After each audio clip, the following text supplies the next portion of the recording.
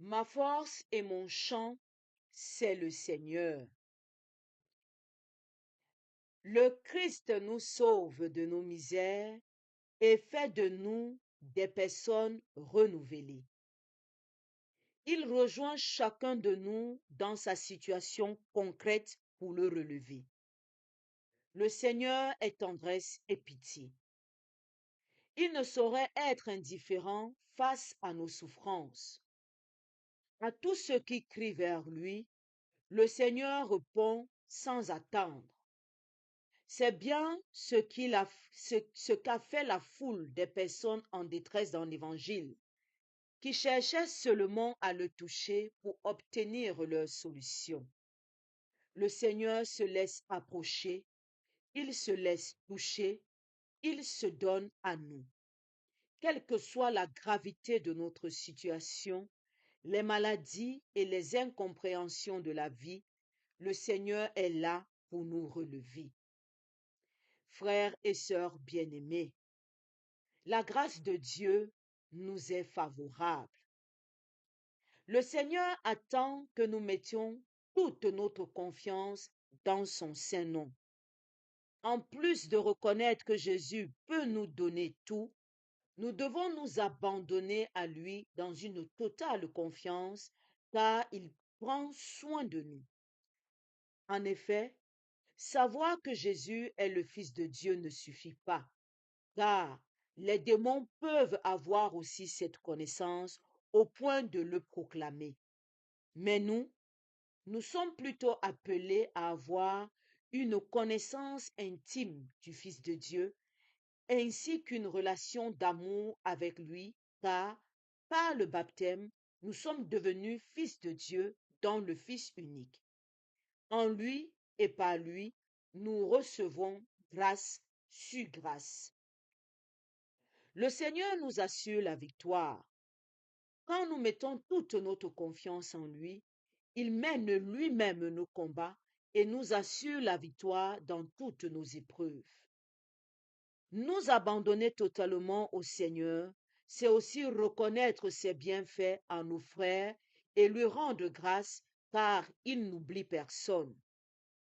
Nous devons éviter d'entretenir de la jalousie face à la bénédiction de Dieu dans la vie de nos frères, mais lui rendre grâce et attendre de lui notre relèvement. La jalousie nous aveugle et nous rend incapables de prononcer le nom de Dieu en vérité. Elle nous pousse à haïr nos frères, pourtant nous devons les aimer et nous réjouir avec eux. De tout cœur, prenons appui sur le Seigneur dans la vérité et dans l'amour. Prions.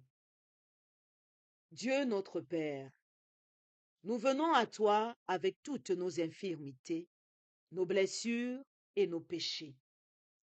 Répands sur nous ta miséricorde et donne-nous de reconnaître ta présence et de nous abandonner à toi. Inspire-nous de toujours te chercher en toutes choses et de marcher joyeux à ta suite avec tous nos frères et sœurs. Par Jésus le Christ notre Seigneur. Amen. Loué soit Jésus-Christ à jamais. Le Seigneur est là pour nous relever. Nous allons méditer sur un point de cette méditation. Le démon peut aussi proclamer que Jésus est le Fils de Dieu. Le démon connaît aussi Jésus. Il se prosterne devant Jésus. Comment nous distinguer des démons? Le démon se prosterne devant Jésus parce que c'est le roi de l'univers. Et ils le savent. Alors ils se prosternent devant Jésus. Ce qui doit nous distinguer des démons, c'est que nous, en plus de reconnaître Jésus comme le Fils de Dieu et de nous prosterner aussi devant sa majesté divine, nous le connaissons intimement. Il habite nos cœurs. Il fait partie de notre vie. Nous avons une relation intime avec lui, ce que le démon n'a pas. Voilà ce qui va nous distinguer du démon. Le démon connaît la parole de Dieu. Il la maîtrise. Il la connaît à la virgule près. Le démon connaît la parole de Dieu et on l'a vu quand Jésus est sorti de son baptême. L'Esprit l'a poussé dans le désert. Et c'est sur la base de la parole de Dieu que le démon tentait Jésus. Il lui a dit, il est écrit, il est écrit. Il connaît la parole de Dieu. Qu'est-ce qui nous distingue du démon? Puisque nous aussi nous disons, je connais la parole de Dieu. La parole de Dieu, je la maîtrise. Je lis la Bible. Je médite la Bible. J'ai la Bible à mon chevet. Le démon connaît les écrits. Il connaît les Écritures saintes. Qu'est-ce qui nous distingue du démon? Nous, en plus de connaître la parole de Dieu, nous la mettons en pratique. Le démon ne met pas en pratique la parole de Dieu. Il va à l'opposé de la parole de Dieu. C'est sur ces points que je veux attirer votre attention. Le reste, nous le savons déjà. Jésus n'est pas chiche en grâce. Si tu lui demandes, si c'est la volonté de Dieu, il va te donner la grâce que tu lui demandes. Souvent, pas besoin de beaucoup d'efforts. C'est vrai, on nous demande d'insister, de persévérer, d'être patient. Mais nous devons comprendre une chose. Quand Dieu est patient envers nous, c'est pas parce que il prend plaisir à nous voir supplier ou à nous voir souffrir. C'est pas dans ce sens qu'est tournée la patience de Dieu et sa tendresse. C'est dans l'attente de la conversion de celui qui demande que Dieu est patient. Dans sa patience, il ne s'assoit pas et il rit. Il dit, ah, flatte-moi encore, flatte-moi encore. Non. Mais il est patient, il attend que tu décides de te changer, de te convertir, de mettre en pratique, d'être différent du démon. C'est là la patience de Dieu. Il attend que tu sois différent du démon, que tu montres une graine de différence du démon. Parce que le démon aussi se prosterne devant lui. Le démon le connaît. Le démon connaît ses écritures. Si toi, tu te limites seulement à cela, tu ne seras pas différent du démon.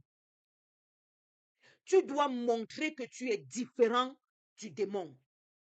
Tu dois faire quelque chose que le démon ne fait pas et qui va te distinguer du démon et qui va révéler ton identité d'enfant de Dieu. Et quand Dieu va voir cette identité révélée en toi, il va faire pleuvoir sur toi une abondance de grâce. Tu n'auras même pas besoin de faire le jeûne Esther, même s'il est important parce que ça permet à l'organisme de souffrir et d'offrir la souffrance en signe de pénitence. Je ne parle pas dans le sens où ce n'est pas important. Je parle dans le sens où il faut se distinguer. Il faut que ton identité d'enfant de Dieu soit révélée. Tu es un enfant de Dieu par le baptême que tu as reçu. Tu as reçu le baptême au nom du Père, du Fils et du Saint-Esprit. Quand Jésus est sorti de son baptême, une voix s'est fait entendre. Tu es mon fils bien-aimé, en toi je mets toute ma joie. C'est cette même voix qui retentit à tous les baptêmes dans le cœur de chaque baptisé.